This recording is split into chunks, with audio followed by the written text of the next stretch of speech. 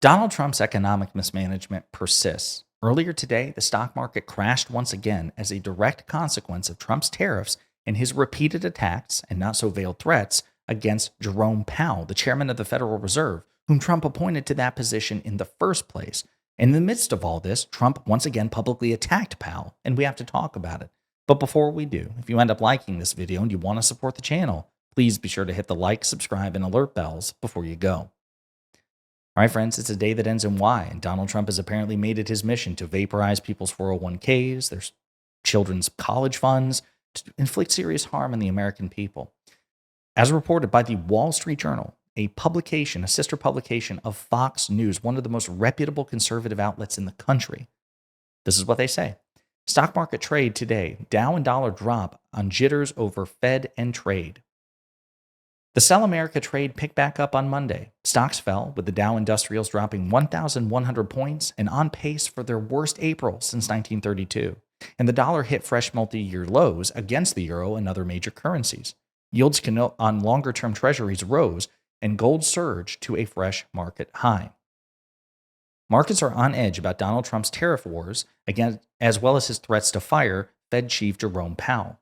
Trump on Monday demanded lower interest rates in a post on social media, saying costs are trending downward and the economy could slow, quote, unless Mr. Too Late, a major loser, lowers interest rates now.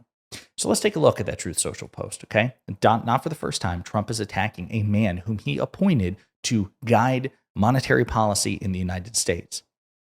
Quote, preemptive cuts in interest rates are being called for by many. With energy costs way down, food prices, including Biden's egg disaster, substantially lower, and most other things trending down, there is virtually no inflation. None of that is true. Now, bulk oil price is lower, but that's because the global oil market fears a recession. Not sure you want to take credit for that, Donald. With these costs trending so nicely downward, just what I predicted they would do, there can almost be no inflation, but there can be a slowing of the economy unless Mr. Too Late, a major loser, lowers interest rates now. Europe has already lowered 7 times. Powell has already been too late, except when it came to the election period, when he lowered in order to help sleepy Joe Biden, later Kamala, get elected. How did that work out? So this is what is in part spooking the markets. Donald Trump's repeated attacks on the man who was supposed to be guiding monetary policy in the United States and threatening at various points to fire him.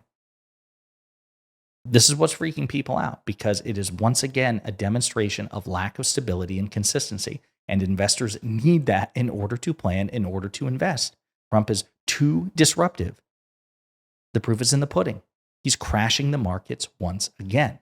And actually, somebody who came to Jerome Powell's defense, and I thought this was hilarious, is one of Jerome Powell's harshest critics in the Democratic Party, Senator Elizabeth Warren, somebody who has repeatedly criticized Jerome Powell's decisions.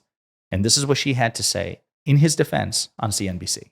Start on Powell. Sure. Just as a reminder, so Congress gives the Fed the authority. Can the president terminate, not that he said he's going to do this, but can he terminate Powell's chairmanship earlier than his end in term? No. Under no circumstance? Nope. So that's not a concern for you? Does it? Well, I thought we were talking about legally, right? But this is a president who has shown himself willing to violate laws every place he goes, including willing to violate the Constitution of the United States.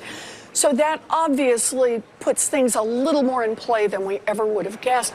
But I really want to make a pitch here for a second about the importance of Powell staying in his job. Look, and it's unusual coming from you. You're very critical of him. I have tangled with him on a regular basis about both regulations and interest rates. But understand this, if Chairman Powell can be fired by the President of the United States, it will crash the markets in the United States.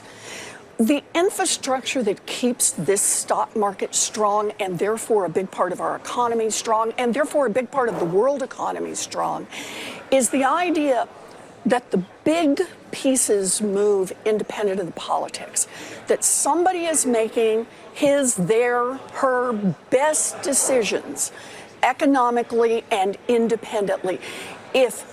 We understand that if the New York Stock Exchange, if interest rates in the United States are subject to a president who just wants to wave his magic wand, this doesn't distinguish us then from any other two-bit dictatorship around the world, where everyone knows what your big investment risk is. Will that dictator wake up in the morning and have a tummy ache and decide to cause this problem or favor that friend? That's why we need to strengthen the infrastructure. But I know. And as part of Project 2025 and the Republican Party's long-term goal to actually weaken the barriers that separate these independent agencies like the Federal Reserve from the executive branch. Under Republicans, obviously. They don't want Democratic presidents to be able to set monetary policy or exert day-to-day control over the Fed. But Republican presidents, they believe, should be able to do so. And this is what Elizabeth Warren's talking about. It's not that she agrees with Jerome Powell on everything. She has been a vociferous public critic of Jerome Powell, and it's okay for Democratic lawmakers and Republican lawmakers to criticize the chairman of the Federal Reserve. I do think it's different when it's the president of the United States, because technically the president can fire the chairman of the Federal Reserve, but for cause.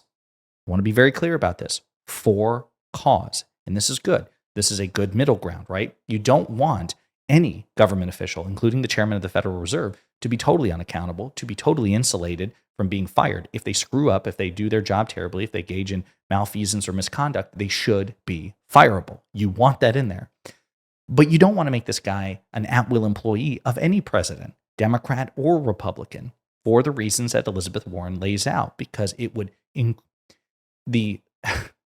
what it would do to markets, both domestically and internationally, I just can't imagine, because it would tell investors, it would tell everyone in the economy, in the stock markets, that, hey, listen, the certainty that was once afforded by the American economy and by the American stock market, it's actually totally at the behest of the caprices and the mercurial nature of the sitting president, Democrat or Republican. So every 4 years, every 8 years, you can get a wildly different set of not just economic policy, broadly speaking, from the Treasury and Commerce, but from the Federal Reserve, which sets monetary policy.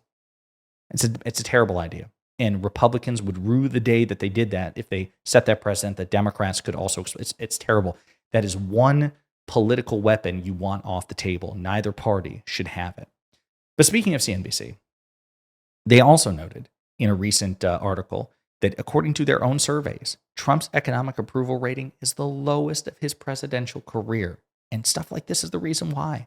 Trump is registering the worst economic approval ratings of his presidential career amid broad discontent over his handling of tariffs, inflation, and government spending, according to the latest CNBC All-America Economic Survey.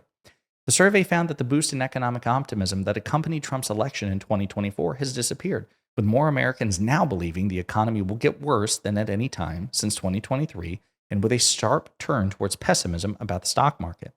The survey of 1,000 Americans across the country showed 44% approving of Trump's presidency and 51% disapproving, slightly better than CNBC's final reading when Trump left office in 2020.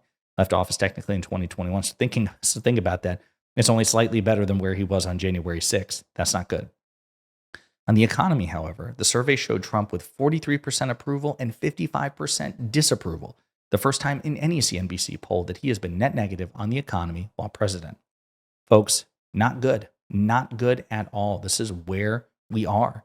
Donald Trump is presiding over total economic mismanagement. He is disrupting the stock market with his tariffs, his on-again, off-again tariff regime, the threats of tariffs, we're going to impose the tariffs, take it down to 10%, increase tariffs on China, we're going to pause for 90 days. And then this on top of it, his repeated attacks against the chairman of the Federal Reserve, it's not good at all. And it's totally self-inflicted. And he's doubling down. What's he doing in response to all this? He's attacking Jerome Powell again.